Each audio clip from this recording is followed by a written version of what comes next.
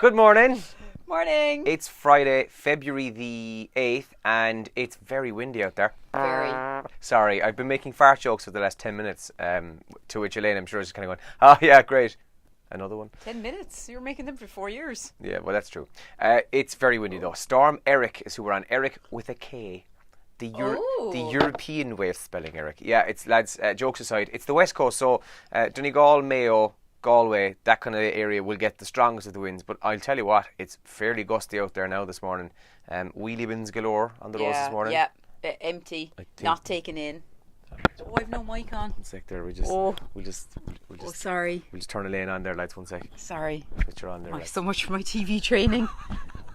I looked down and I was like, what's that thing? Sorry, I said loads of really funny, interesting things there for the last minute, so disaster. Sorry about that. They probably picked you up on my mic, to be fair. Sorry, my apologies. But anyway, yeah, so it's very windy, Storm Erik, and I think it hits strongest sometime after 9 this morning, but we're in the middle of a yellow weather warning anyway, so there you go, another weather warning. We're gone mad for them, aren't we? We're mad for them. Erik with a K, kind of posh, isn't it? Very posh. Yeah, very continental. Sounds Danish.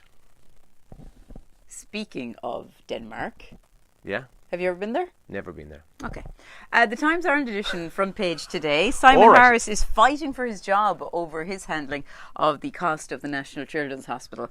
That's the headline and the big story in today's Times. The Health Minister's position now said to be under threat after extreme pressure last night. It emerged he was aware of a potential €400 million overspend 2 months before the rest of the government was told. That's in the Times today. Photograph of Theresa May and Donald Tusk at speaking yesterday over unhelpful comments he made this week.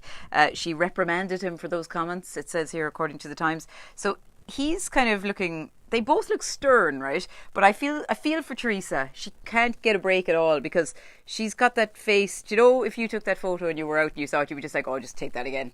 Yeah. But like, Theresa can't do that to me. She can't just say, hi, can I just see that? Is that okay? Yeah, she's just like this. She's just like she's obviously just fixing herself or something, getting herself ready for the photo.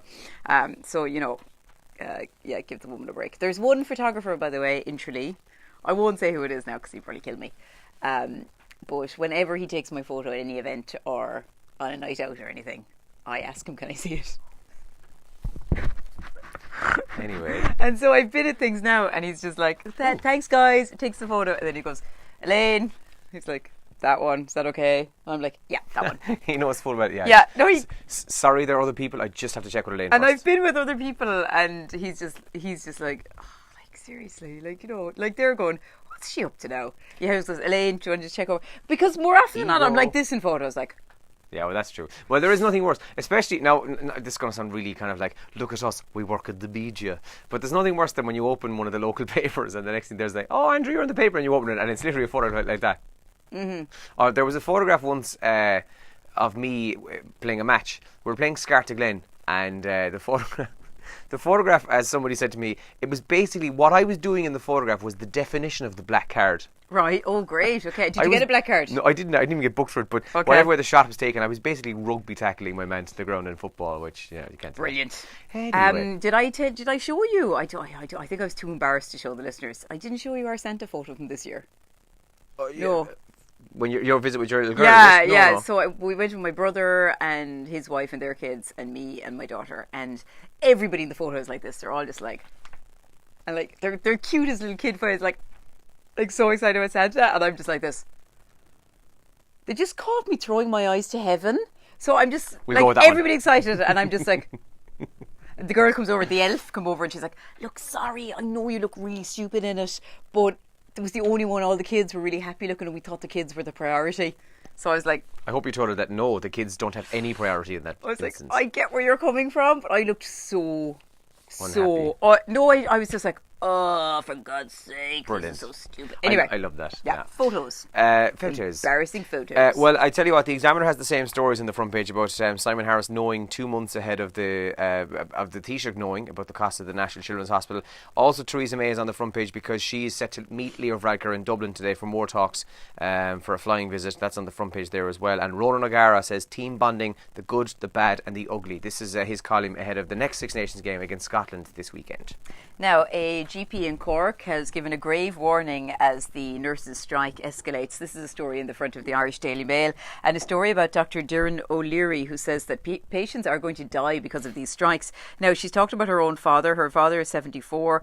He only discovered he had lung cancer after she insisted that he get a private appointment instead of waiting for his public appointment. So that's an interesting one on the front page of the Daily Mail this morning. The Sun then says, I beat cancer and then I won the lotto. 84-year-old Charlie toasts victory on the double. And he also says, I think there was another quote in the papers there that says, money can't buy you happiness, as the 84-year-old has won $500,000 in the lotto after beating cancer, which is great for him this morning as well. And I love this.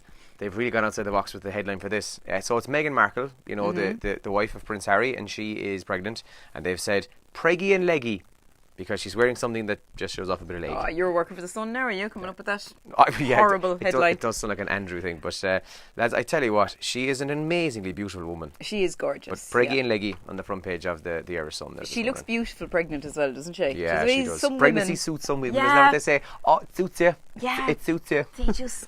And you're just kind of going, you can't be fat. They bloom or blossom in the most lovely way and look extra beautiful. You did. Extra woman. Oh, I didn't. Sorry, no, that's not where that conversation was going. Oh, I didn't. Andrew has kind of rose-tinted glasses about my pregnancy. Yeah, I'll send you a few photos. I did not look blossomy or bloomy. I just looked blown up with a bicycle pump. The theme for today's radio broadcast will be Elaine's photographs. Well, good morning to Mary Cogan. Mary does have just a thought sometimes. Yeah. Former teacher of yours. Former teacher of mine. Yeah. Mary runs a lovely blog called the Listowel Connection.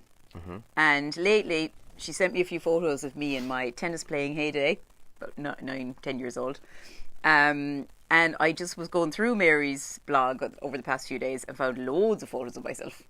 I don't know if Mary knew they were me, actually, thankfully. She might have drawn attention to it. One of me in the Girl Guides. I showed it to one of my friends. She said, you look like a farmer. I was just like... I meant business in that Girl Guide camp. Yeah, and there you are playing tennis in a pair of wellies. What do you do? In fairness. So yeah, there's loads of embarrassing photos of me out there. I must show you those. I think you'd like them. I'm squinting in every photo. Plenty of ones of me as well. Don't worry about that. They always take them into the Sun. I guess the Sun's always behind the photographer. Yeah, I'm squinting in every photo. That will be the thumbnail, hopefully, for today. Listen, some of the top trends. Obviously, Storm Erik is trending on Twitter this morning. It's a yellow weather warning, as Andrew said. Parts of the west hit by 130 kilometres per hour winds. People are talking about that on Twitter today. Yeah, First Aid Ireland is also trending because it was on last night. Now, most Fridays it's trending, but there was a good reason for it to be trending this morning, in that last night there was one wheelchair user went on a first date, and they covered the whole issue of accessibility in restaurants and hotels and everything else, and they're being praised for that this morning, which I think was a good thing. Emiliano Sala is also trending this morning. So we know that he'd gone missing, the newly signed Cardiff City player. His plane had crashed. Well, the sad news is that yesterday they did indeed recover his body, so he has been found, confirmed. I think there was still kind of really, really minute bits of hope that he'd still be found alive somewhere by his family, but very sad, he has been found dead, unfortunately. The Tonight Show on Virgin Media is also trending. John Brazel and Michael Healy-Rae, two Kerry deputies, debating on the National Children's Hospital. They had a good old debate on Kerry today as well last week, yeah. I think. So that I didn't see it. That might be worth watching back as well. You'll probably hear more about that in Kerry today later. And it's 6 days till Valentine's Day. And yesterday we were talking about the fact that it was 1 week, so you've even less time now. Did get a couple of texts in from people saying they were in newish relationships and it was their first Valentine's Day with the new significant person in their life. So they want a bit of advice. So that's more than welcome still if you've got advice about something nice you could do for Valentine's Day. Yeah. We got a nice, I liked the coastal one, like a walk on the beach. Oh yeah, write your name in the sand. Write your name in the sand, dessert in somewhere in Ballybunion coast, I think they said. So yeah, any more suggestions on that? Yeah. Please welcome. Now listen, let us know this morning if you have any plans for the weekend, if you're doing anything. So Kerry are playing tomorrow night. I'm going to go to that. The place is going to be absolutely rammed in Austin Park and Tralee tomorrow. I ended up not getting a ticket, by the way. Yeah. So like a lot of people. So quickly, yeah. So I'm going to go out to watch it. Good. And you know what? I was the last time Kerry and Dublin played 2 years ago in Tralee. I was out that night as well, and the place was great crack, full of Dubs, full of Kerry people, hopping. It was really good fun. So I might go to Sean Oakes because, of course, the owners are a Kerry Dublin couple combo. Yes, this is true. Yeah, Johnny is Kerry and Joni is Dublin. Half so and that could be a good bit of good crack. Some of my friends in Listowel are heading on to a barn dance tonight. So hi to everybody in Listowel. Nice son. My mother came in the other day and she said to me, "Can I borrow a cowboy hat?" And then my father goes, "Oh yeah, and I need a gun and a holster."